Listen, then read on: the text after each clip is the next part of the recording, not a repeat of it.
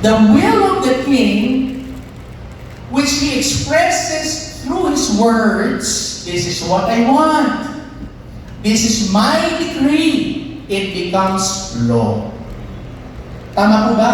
So the word of God is his will, and the will of God is law. Amen. So kung ano ho ang layunin ng Diyos sa buhay ninyo, yan ang batas ng buhay natin.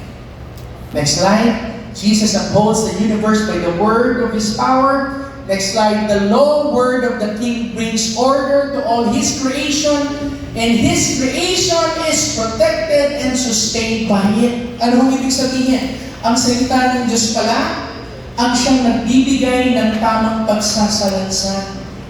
It brings order. Pag walang salita ng Diyos, walang order. Kaya ang mga pastor, in the last days, we need to be bold in preaching the undiluted Word of God. Mga pastor, mga kapitong pastor, ito sa kamay. And when we will declare the Word of God, we do not only stop in the church, we tell our mayors, we tell our business people, we tell them, sabi ng Lord, pag mayaman ka, huwag kang galit. Huwag kang makasarili. Pero sir, ganda niya ng konti. Pero sinabi ng Lord, sabi ng Lord, men are like grass of the field, they will soon die. So you invest in something greater, something eternal. It is our duty to tell that. And when the Word of God is not preached and not taught, magulo talaga. Magulo ang utak ng kabataan, magulo ang buhay ng pamilya, magulo ang bayan. Tama po ba? Because the Word of God brings order in His creation, and it is the Word of God that protects and sustains it. And who has the mandate to do it? Next slide.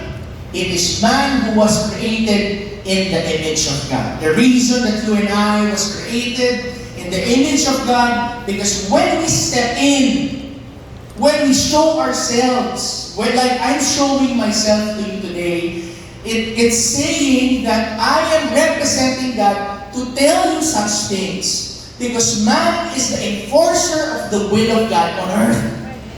Wala akong gagawa ng kalooban ng Diyos sa mundo maliban sa tao. Kaya mahalaga pala yung nagpipray tayo. Mahalaga yung nag-intercede tayo. Mahalaga that we storm the heavens and say, Lord, let your will be done here on earth as it is in heaven. Because the angels will not do the intercession. The angels will not take those positions and say, tama na ang korupsyon, tama na ang lokohan. Wala ho, hindi yan tatakbo sa barangay election. Hindi ho yan mag-invest ng pagninegosyo. Tayo po pala yung tao. Tingnan mo nga katabi mo, mukha bang tao? Tao ba? Pero hayop ang dating mo. Wala ho, gagawa niyan, kundi tao, because that is what man is. Wala ka pong makikita Manila Zoo o Zoo na tao ang nakulong, mga unggoy ang nagbabantay. Tama po ba? Kahit leon yan, kahit oso yan, kahit agila yan, kahit shark pa yan, man subdues them all and makes it obey its will. I don't need to run as fast as the lions, as the cheetah. I only need to know my calling. You were created in God's image for a reason. We were created. And the enemy is coming after our nation, coming after our children. But we need to make a stand. It's our responsibility. It's our calling. It's our mandate. Man was created and assigned by God to be the enforcer of His will over all His creation. And man fulfills this through the application of His Word, through the application and fulfillment of the Word of God. Next slide. Sinabi ho ni Solomon mismo sa Ecclesiastes 12:13, when all has been heard and the conclusion of the matter is wisdom, power, wealth, lahat. He had the pedigree. Sabi mo, tatay mo si Haring David. Diba? Solomon had it all, but when after experiencing everything, what did he say? Ang sabi niya, this is the whole beauty of God. I will experience all the beauties of this life. Everything is fleeting until I do what God wants me to do. Because the greatest force in the world today is the power of God as it works through man.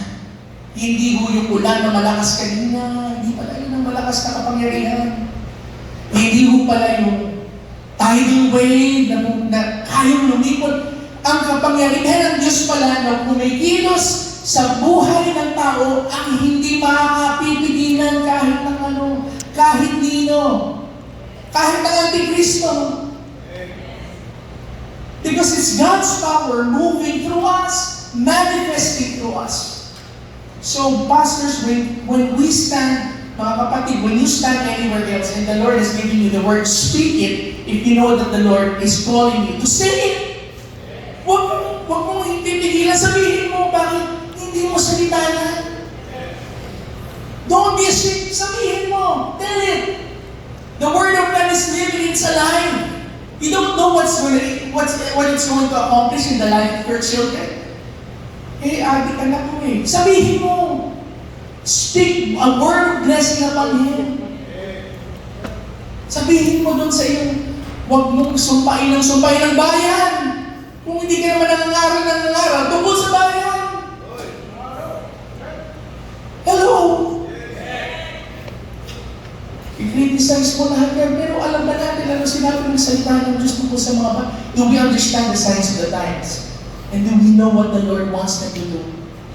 Ngayon, parang may election na naman. Ilang kaya siyaan ang nag-ministeryo na mauupo. Kaya kahapon, meron akong kausap ng mga Christian leaders. Sabi ko, gawa nga tayo ng mapping ng lahat ng mga churches sa buong Pilipinas. Tingnan natin, lahat natin kung saan. Tapos tingnan natin yung result ng barangay election. Ilan doon ang